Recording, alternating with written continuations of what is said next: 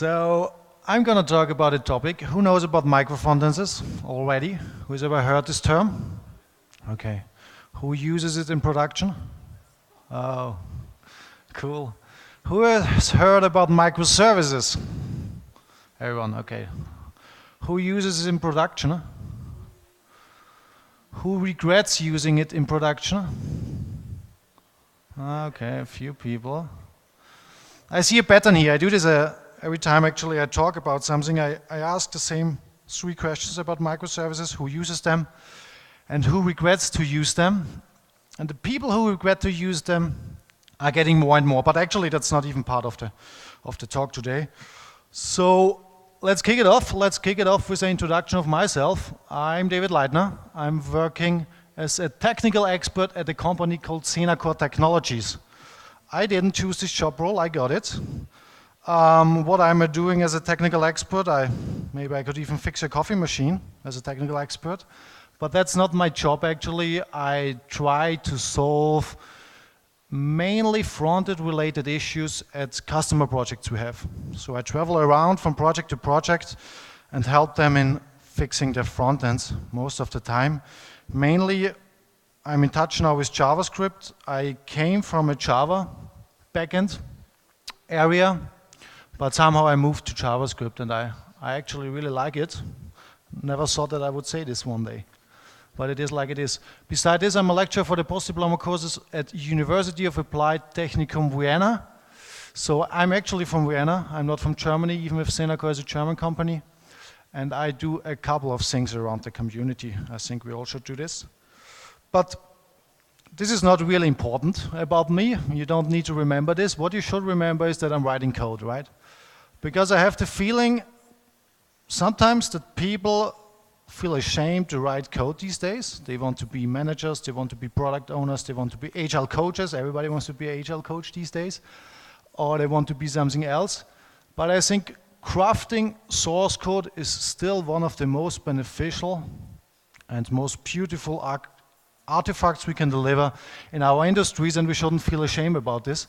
And the second important point why it's important that I'm writing code is that all I will tell you today is not what I read on blog posts, is not what I read on Twitter, is not what I heard from people at Amazon, Netflix or co, is what we actually made as experiences in customer projects.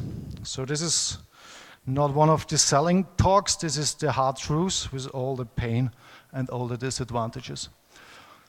So a definition of microfrontends. I would have started, or I would have liked to start this talk with a classical Wikipedia definition of what I'm talking about, but actually that's not possible because there is no definition. At least there is no common understanding of microfrontends so far. I think the whole topic started somewhere in 2015. People started to talk about micro apps, UI microservices, and then in 2016 ThoughtWorks put microfrontends on their technology radar. So it was actually a thing. And I found one definition I like at least the most. It's like this: the idea of microfrontends is to extend the concept of microservices to the front-end world. I like this definition because it's pretty simple. We take all the advantages we think we have with microservices and put them now to the front end, right? That's what they told us. So it's important to understand microservice. That's why I will give you a short revision on this topic, because microservices, in contrast to micro frontends, are, in my opinion, clearly defined by this book, Building Microservices, from Sam Newman. He stated it really clearly. He said, microservices are small and focused on one thing. And we do these small and focused components on one thing to be autonomous. And that's it. That's it. So even the definition of microservices is micro. But I already teased it a little bit. Why do we do them? Well, I did my own observations, and I think it's somehow roughly like this, right? 40% is hype-driven development, right? We heard about this today by the talk from James. Is he here? No, okay. I think it's really the case. We start to build stuff because we read it on Twitter, we hear it at conferences, which are sponsored again by Amazon and Netflix, or we read it on any other weird blog posts, and we don't follow some of our core principles of just taking a look at the requirements and finding the correct solution for it, right? I think this is a big issue, and I think it's really about 40% as far as I've seen in our projects. The second 40% is not even better. It's CV-driven development, right? We do microservices because we don't have it in our CV yet. It's again somehow the same. We do stuff because we want to do it. I hear this really very often, that I ask people, why do you use microservices? And they say, you know, we messed up our monolith, we want to try microservices now, right? But this is not a decision maker for microservices, right? Because it will mess up microservices either, I guess. And the rest, the 20% which are left, are because we want our services to be autonomous. I think it's not more than 20% why people do these microservices. So why do we want to have autonomous services, right? That's the question. Well, I found 6 reasons roughly. I mean, I think there are more, but I tried to summarize them in 6 reasons. We want to have independent deployments, right? That's the obvious point. We want our services to be deployed independently. We want to have its own life cycle on our services.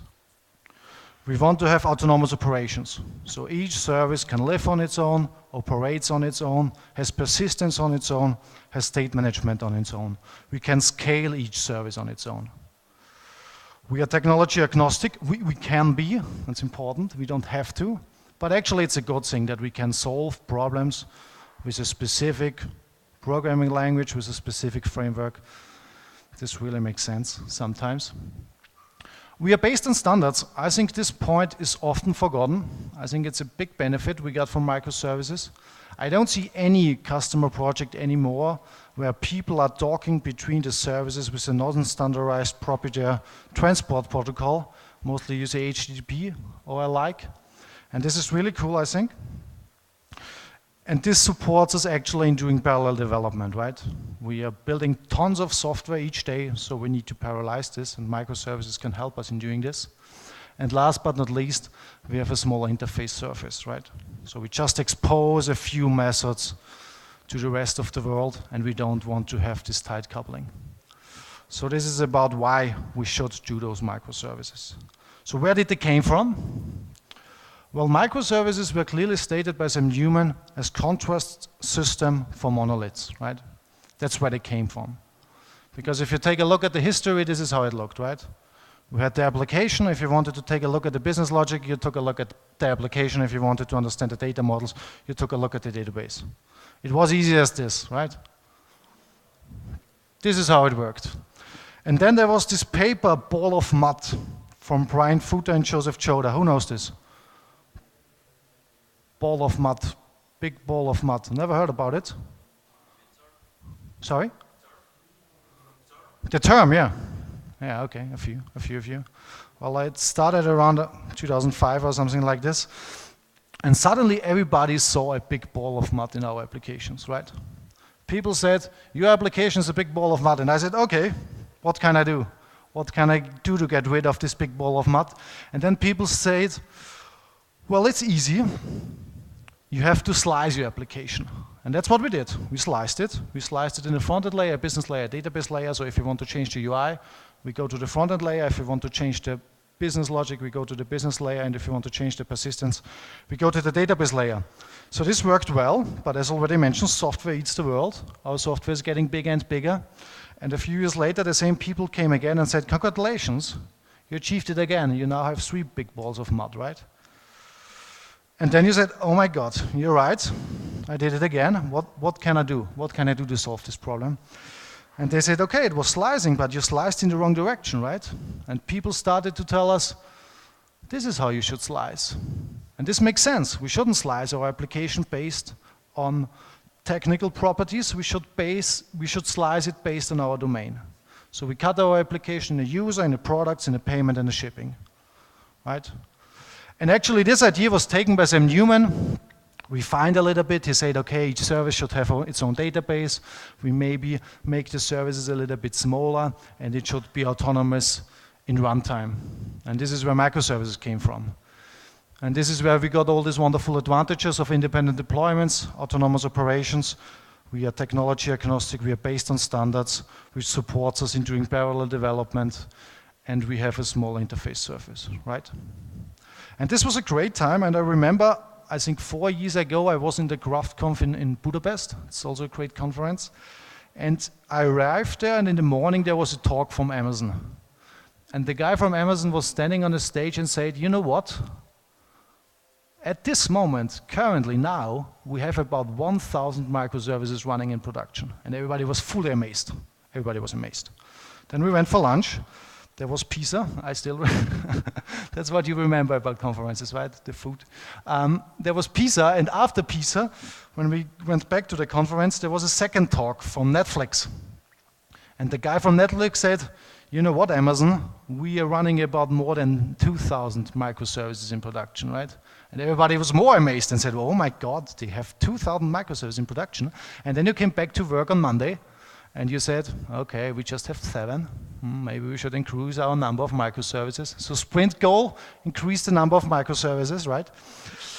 This is how it worked. And then there was this great talk from Stefan Tilkov. I don't know if you know him. He's working for InnoQ. And he said a very wise sentence. He said, but wait, our microservices, oh my God, the sentence is too wise for the beamer. But wait, our microservices have actual human users. That's what he said. And this sentence made me think a lot. And I thought about it, and I remembered those crazy pictures, And I said, he's right. He's actually right. If I go to Netflix and want to watch my favorite TV series, I'm not interested if they build microservices 100 or 200, or just have a monolith. I just want to run this stuff. I just want to see my movie, right? And the interesting part is, there's not much talk about this. There's not much talk about this complexity of microservices and how it is hidden behind a very simple and maybe even beautiful looking front end, right? This is normally not what people tell you. There's no talk from Netflix how they do this, right? How they hide all this complexity of their thousands of microservices behind one single front end. And I thought about it, and I thought, yeah, that's a good point actually.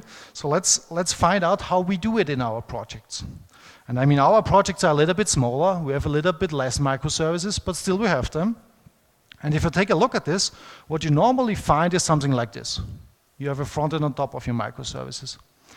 And if you now go to your colleagues and say, you know, we are now doing this microservice stuff, but I don't know, we just have one database for all our microservices, right? Then they will tell you, no, that's wrong. You need to slice your microservices down till to the persistence, right? That's what you normally will hear. And if you then tell them, you know, we do microservices, but we have a single front end, that's okay, I guess. That's what you would hear, right? And I think this problem is based on people like me and maybe on people like you who have done backend development for years, who just moved somehow into the front end maybe, who just did some jQuery hacking, who started to play around a little bit with Angular.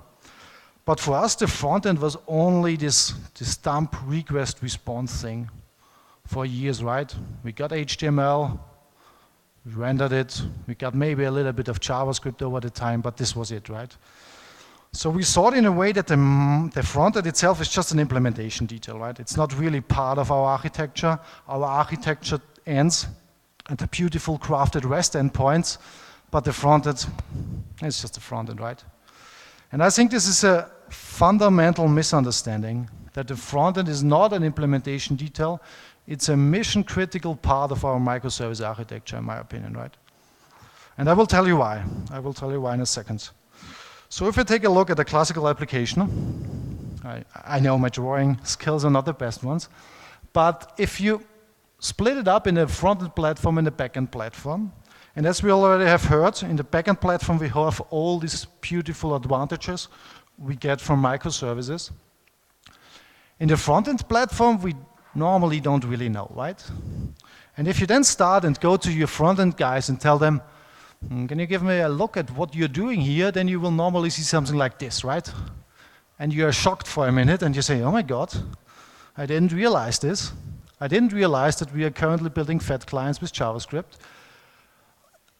And then you think about it, and you go again through this list on the right-hand side.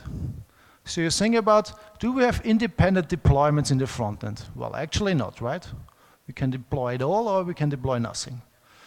Do we have autonomous operations? Not a little, right? If the front end fails, our whole front end fails. Are we technology agnostic? No. No. We all know this. This Angular NG conference, I think in 2012, when these two Google guys came up to the stage and said, you know what, AngularJS, this isn't really maintainable anymore. We will just write something new, right? That's where we all understood that technology agnostic in the front end would also maybe be beneficial sometimes. We are not really based on standards, so there is no standards yet. Maybe there will come a few with web components and things like this. So things will improve there, but at the moment they are not a single standard for our Angular and React components. We don't really support parallel development, and this is normally where you start seeing it.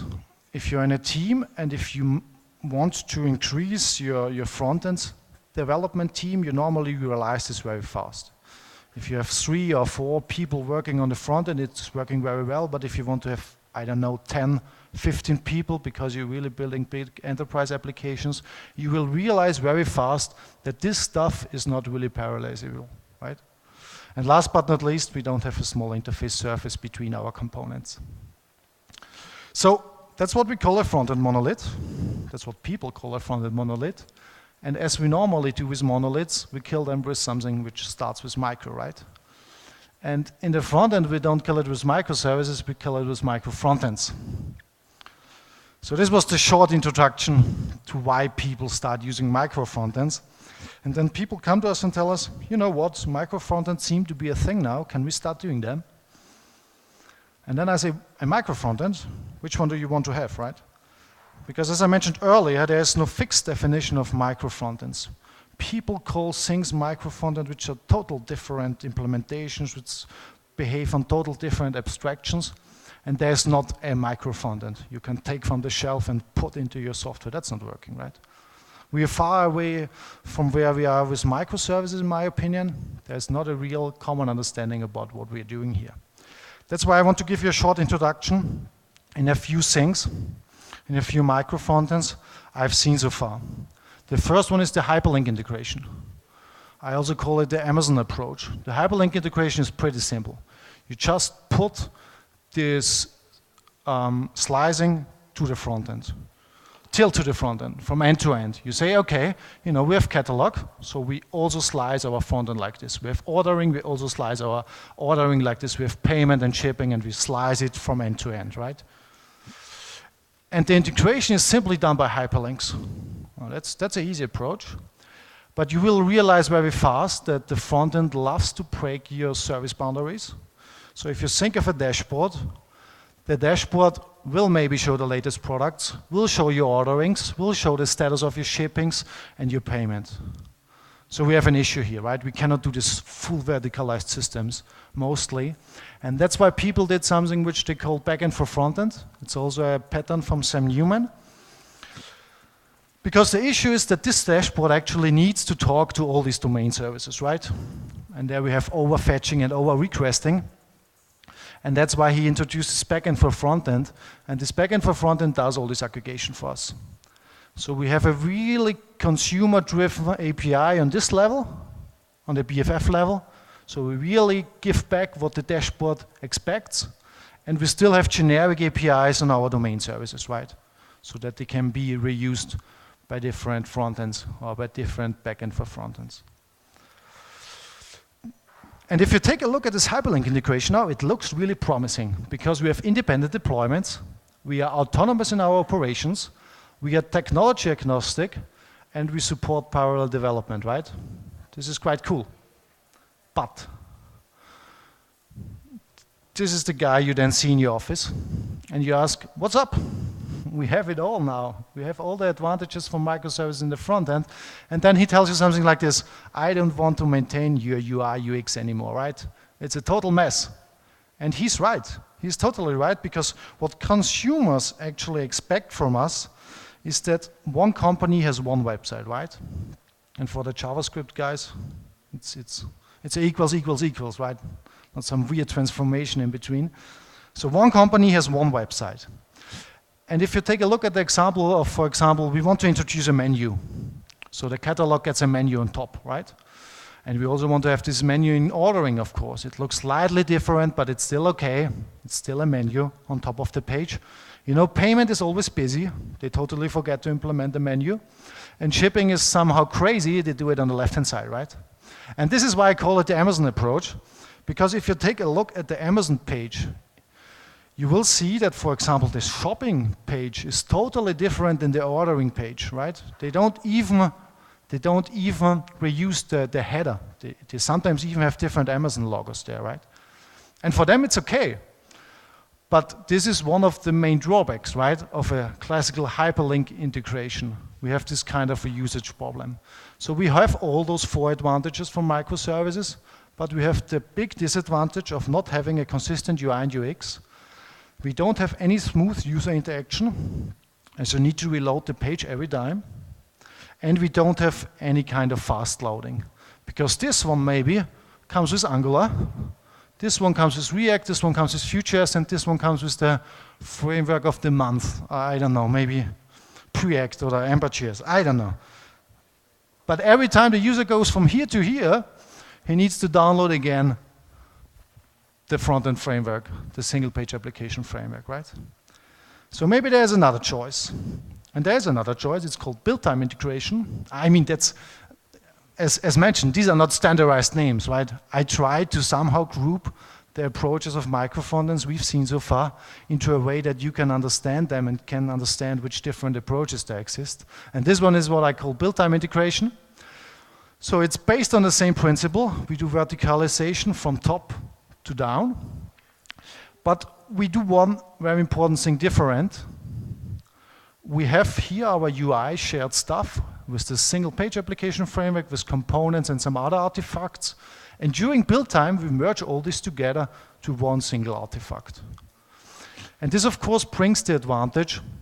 If we bundle this together, we can reuse, for example, components, or we can reuse the same single page application framework. And mainly this is done by a so-called monorepo approach, where we say, okay, we put all our stuff, all our applications in one single repository, and we have one package JSON. This is how Google does it, for example. So you define your Angular version once, and all your applications use the same Angular version, right? So this simplifies our dependency management, of course. And this also allows us extensive code sharing and reusage, because we share our components and our single page application framework services within our shared resources. So if you need a button there, you take the button from here. And if you need a button there, you also need to take the button from here, right? So the UI UX problem seems to be solved here a little bit better. But we don't have any independent deployments here anymore, because if we want to redeploy, we need to build it and then we need to deploy it again. We don't have any kind of autonomous operations. We are not technology agnostic either. We have some kind of parallel development support, I would say. We have a consistent UI and UX.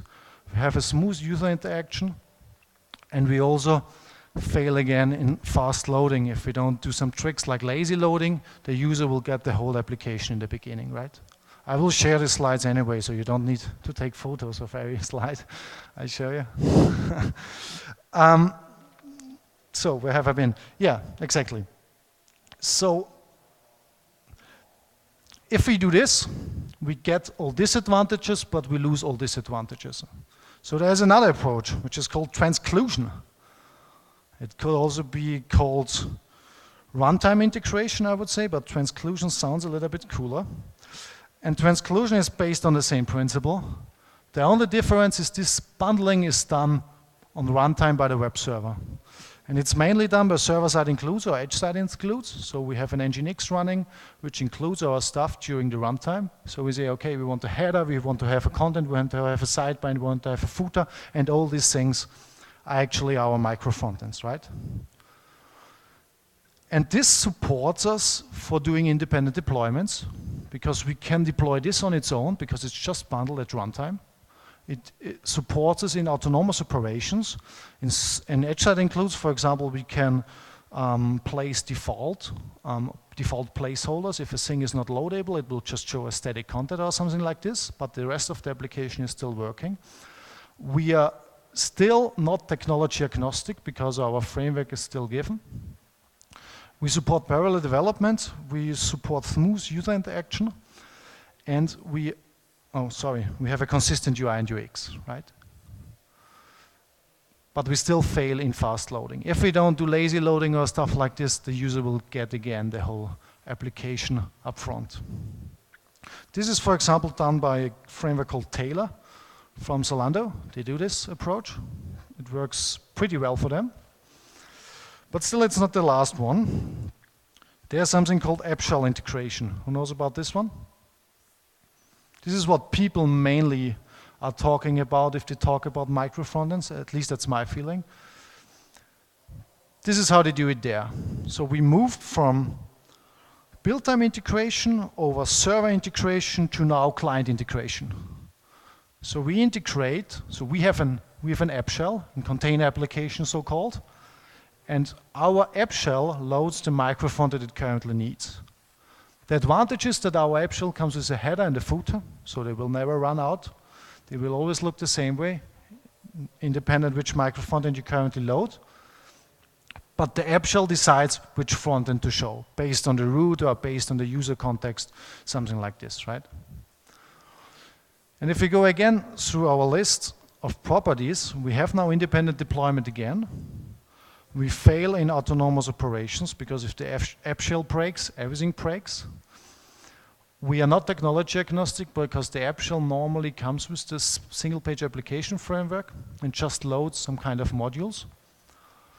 We do not really support we support parallel development, sorry.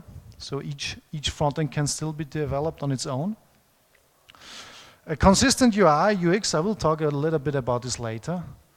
We have smooth user integration, so the user can hop from micro frontend to micro frontend without reloading the whole application. And we support fast loading. We just load the single page application framework once, and we load the micro frontends we currently need, right? The meta framework. This is the last approach I will show you today. I mean, I have to do a complaint anyway. I think we use the meta prefix way too often. I hear it everywhere. A meta process, a meta framework, a meta process manager. So meta is everywhere. A meta developer. I'm looking for the meta developer. Maybe we already have it, right? It's the so-called lead developer. But the meta framework. What's the meta framework now? Well, the meta framework takes this all to another level, where it says, okay, we do root-based modularization, and actually we drive modularization really to the outer edge. So we started with Hyperlink integration, where we said, okay, one micro frontend per page. Then we went to something called app shell integration, where we said, okay, we still have one micro frontend per page, but we share at least a few components together. And then we have meta frameworks, where it goes like this, that you say, okay, each component is actually a micro framework. You can compose your web page by multiple micro frontends. So your catalog, for example, would consist of a header micro frontend, a content micro frontend, and a sidebar micro frontend. And the composition of those micro frontends, of multiple micro frontends on one page, is done by your so-called meta framework, right? For the checkout, you maybe just have two. So you have a left sidebar and a right sidebar, and they are still composed by the meta framework. So the meta framework now decides in a very strange way how our micro frontends are aggregated. And the big advantage of the meta framework normally is that they allow you to be really technology agnostic. They allow you to build here Angular and to build here React, for example. One of those examples is single SPA. And how can it be technology agnostic? Well, they tended to do this with iframes, right? Everybody is now shocked. Everybody hates iframes. And now they start doing it with web components, which are, I always call them iframes in cool. And web components and iframes gives you a very good isolation. But this does not come for free.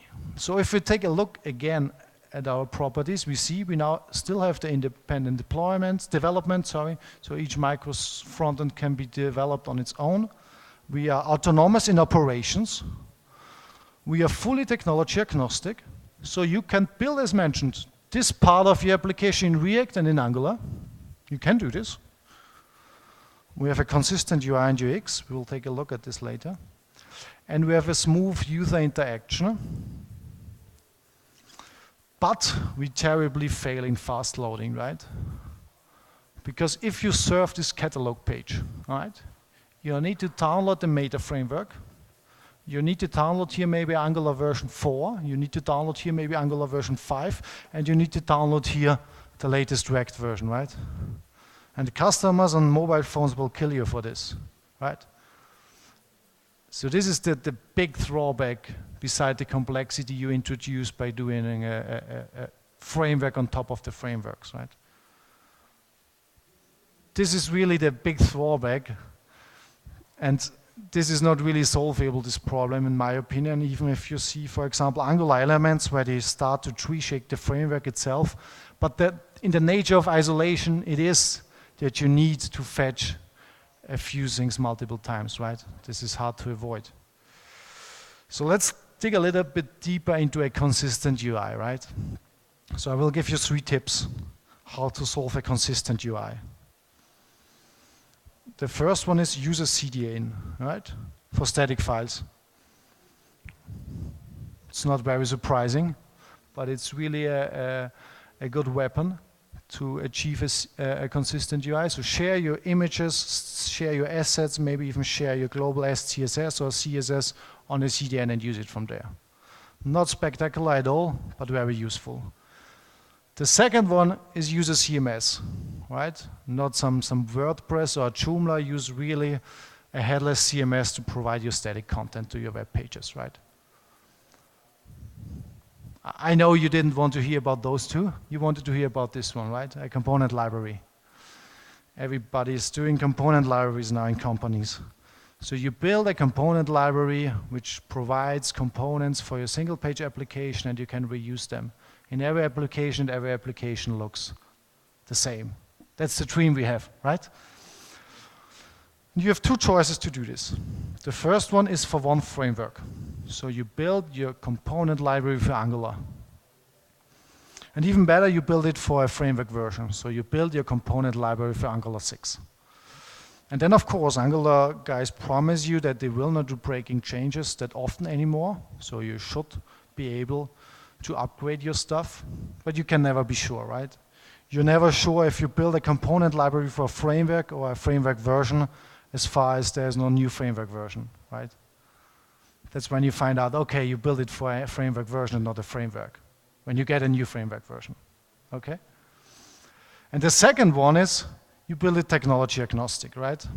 And I think here it's getting interesting. Here it's getting interesting, especially now with web components. I think there are a few promising tools. One of them is Stencil.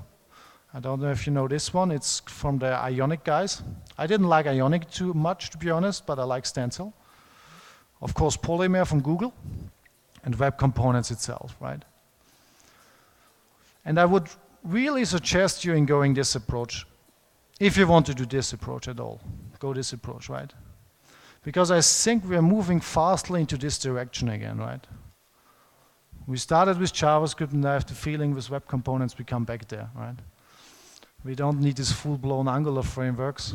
We maybe don't even need React anymore in the future for doing what we want to do here. So, tip of the day, if you build a component library, build it technology agnostic. Okay?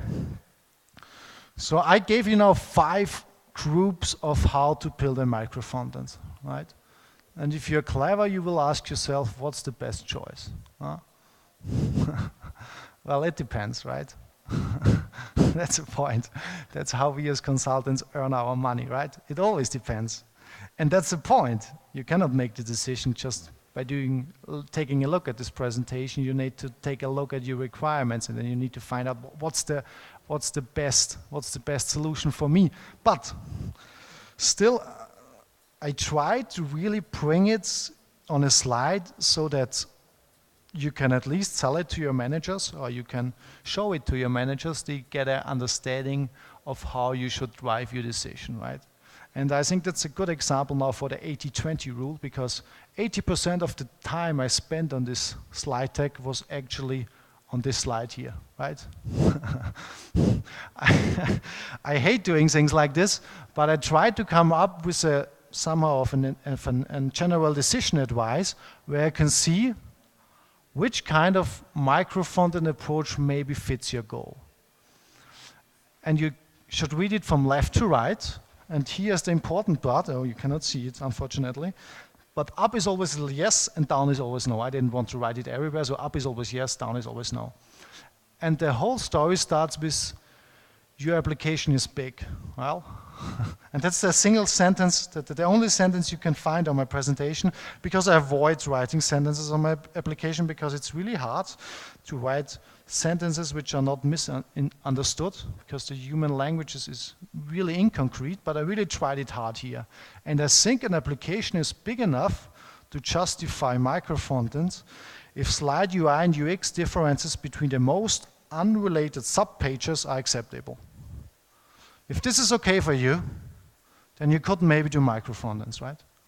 If one of your main business goals is that each application page or the whole application looks totally consistent, then I wouldn't go for micro frontends, right? You will break your fingers in updating your UI all the time. So if that's not the case, I would go with a monorepo, build-time integration, something like a monolithical front-end. It's not a bad thing. Monoliths are not bad. But if your application is big enough, if you say, okay, my landing page can maybe look slightly different than my profile settings page. If this is the case, and if you then have strongly independent UI domain parts, where you say, okay, we have here our profile page and here our landing page, then you can go with a hyperlink integration maybe, right? How Amazon does it. If that's not the case, and if you have the need for smooth user interaction, or if you don't have it, let's start like this, then I would go with Transclusion. Then I would do what Zalando does. I would build my micro frontends based on server-side includes, or even edge-side includes. If you need this, then you should ask yourself a question, do you need complex modularization on the front end? If you need this, and I've never seen a project where we really needed this. That's why I never used this, and I will never use this, hopefully. Then you should go with meta frameworks, right? But I would really suggest you not doing this. We've done a few prototypes on this, and we always found out that it's not worth the complexity you will get with another framework on top of your existing frameworks, right? Try to avoid this. That's just my opinion. Maybe the app shell integration is easier for you. Just go with a simple app shell, build some stuff on your own, do some plain old JavaScript, and the things will maybe easily work out for you. But these are not exclusive, these green ones.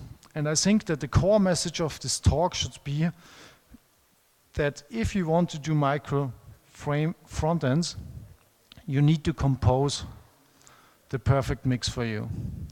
So let's take a look at this example where we say, okay, we have a business, we have a landing page, we have a shopping page, and we have an ordering page, right?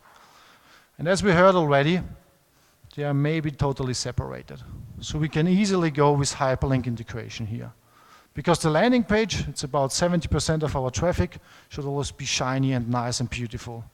The shop should still be beautiful, but doesn't need to be that shiny anymore like the landing page. And the ordering page is just, it's just the ordering page. The consumer already decided to order if he comes here, right? So it doesn't need to be that fresh looking all the time. It's fine if it's a simple order page. But then you maybe find out that the shopping page is still too big for one project, for one team. Then you can go with something like app shell integration, for example. You say, okay, you have your header, you have your footer, and in between, you let people load in their stuff, right? This could be a possible solution. So this is the product search, this is the product details, right? And in ordering, you also say, oh, it's still too big. It's still too big for one team. So we have payments and shipping, for example. And we don't need this flow, this seamless flow for the user. He can reload the page if it goes from shipping to payment. So you could, for example, go with Transclusion here.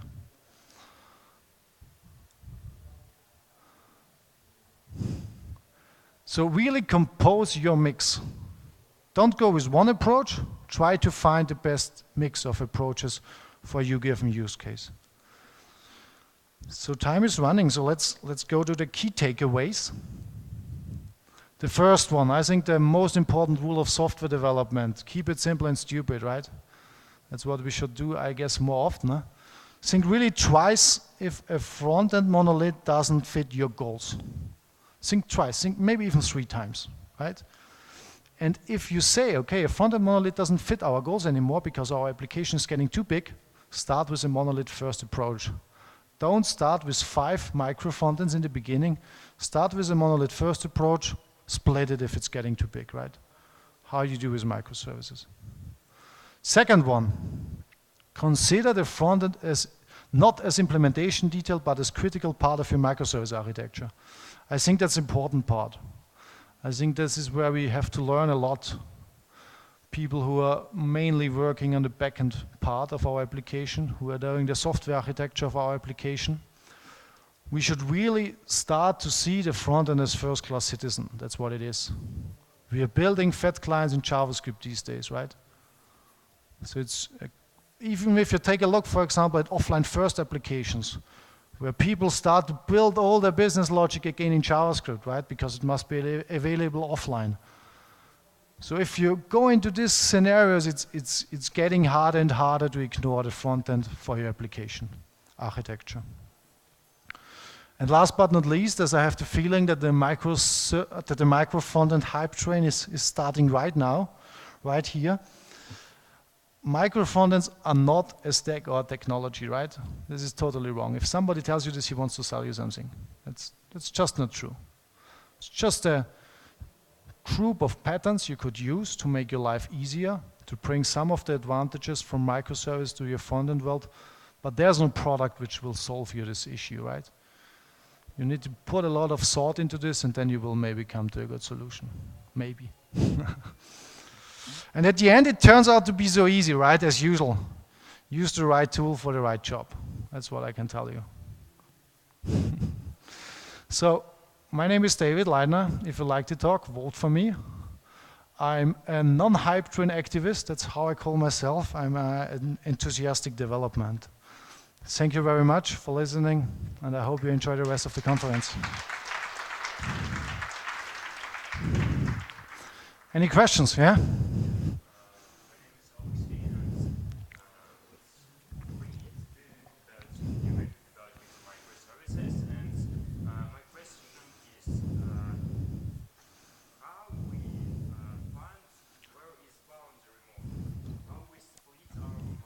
Yeah, that's. Just for me, the honest question is, where is boundary between microservices, and how can I find boundary between micro frontends? For example, we have micro frontends, and we have project design, for example, micro frontend which connects with microservices. And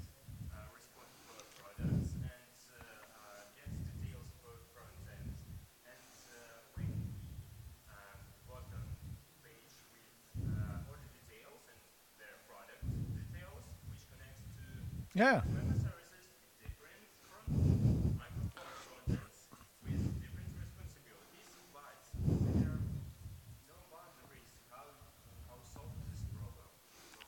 Alexei was your name, huh? Alexei. Alex asked the fundamental question of doing microservices, right? How to find the right boundaries. Yeah.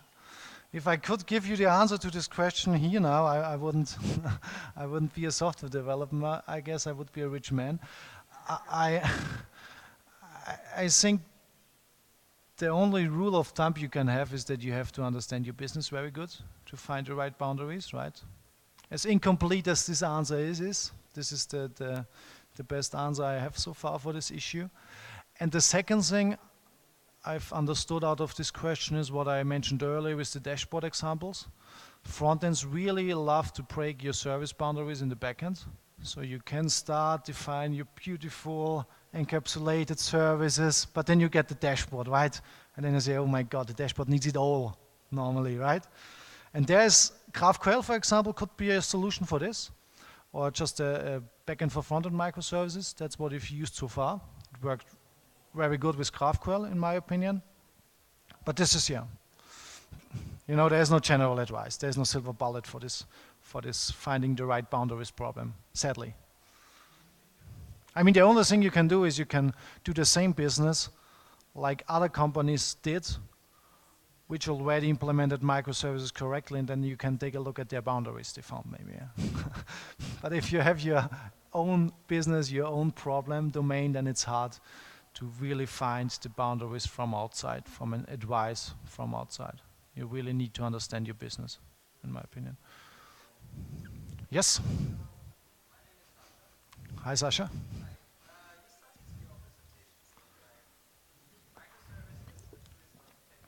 Yeah.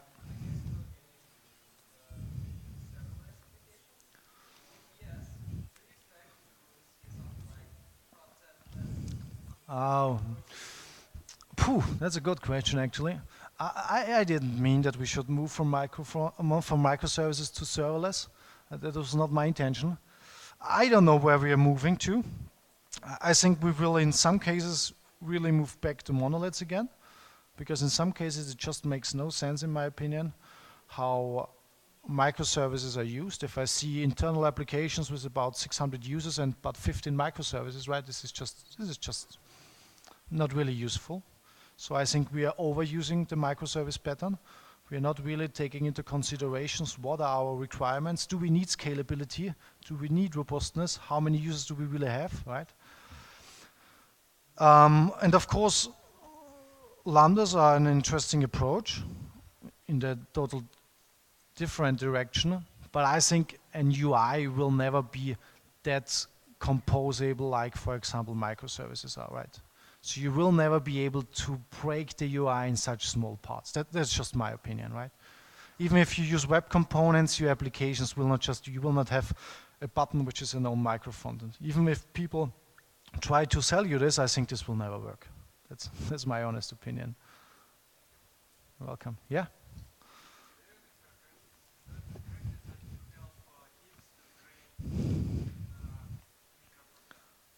Yeah, great. I help them in building micro frontends from time to time. So we are actually a big is relative. I think we have now 500 people, and I try to help teams in solving this problem, especially with frontend, and now micro frontend is a big part, and everybody's talking about it.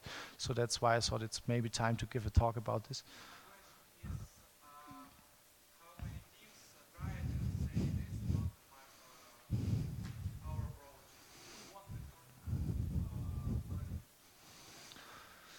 That's actually a good question. I think this never really happens because people normally start thinking about this if they have real big issues in the front-end world. So it's not like in the back-end world that people already start with using micro frontends from the beginning.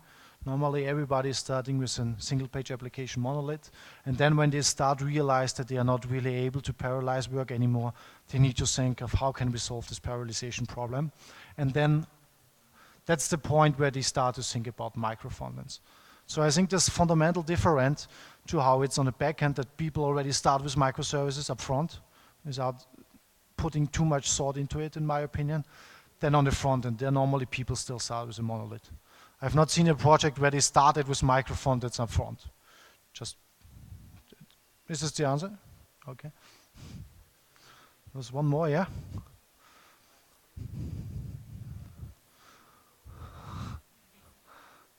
Shout it out.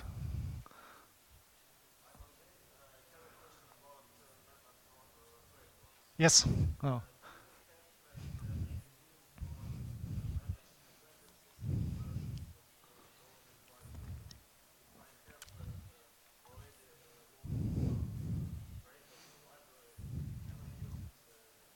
Yeah, yeah. So, I mean that the basic idea of meta framework, sorry, was in my opinion that he wanted to really avoid this. The meta framework shouldn't know what is used in the components of the meta frameworks. Still, they start, but this is then more going into build time integration again, where they start to extract stuff of the inner components and try to come to one general dependency, right? So they really tree shake all the dependencies they have in their micro frontends, which are part of your whole application. And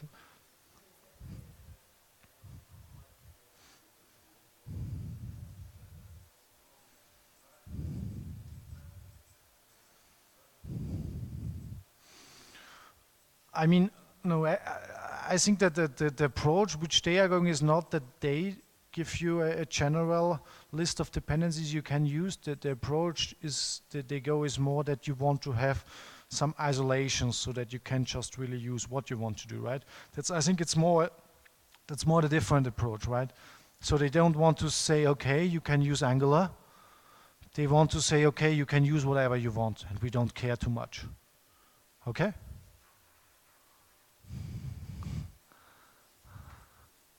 Okay then, thank you for having me. Have a nice afternoon.